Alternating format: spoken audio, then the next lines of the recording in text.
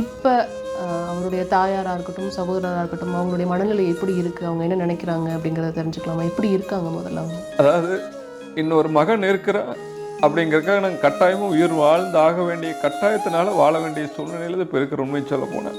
இல்லைன்னா நாங்கள் வந்து உயிரோடு இருக்கிறதுக்கு அர்த்தம் இல்லைங்க. அந்தளவுக்கு அந்த பெண் வந்து இருந்த நாட்கள் எங்களால் மறக்க முடியாத ஒரு நினைவுகளை கொடுத்துட்டு போயிட்டு, அந்த பெண்ணுடைய ஆசைகளை 27 வருஷம் இருந்த கனவு, அதாவது ஒரு திருமண வாழ்க்கை, அந்த திருமண வாழ்க்கை நம்மளுக்கு எப்படியெல்லாம் இருக்கணும், எப்படி குழந்தை பிறக்கணும், குழந்தை பிறக்கிறதுக்கு நம்ம எப்படியெல்லாம் கடைபிடிக்கணும், அந்த பிறந்த குழந்தை வீட்டுக்கு கேட்டு வரும்போது அந்த வீட்டில் எப்படியெல்லாம் அலங்காரம் பண்ணியிருக்கணுங்கிற அளவுக்கெல்லாம் கற்பனை செய்து வச்சுருந்தாளுங்க.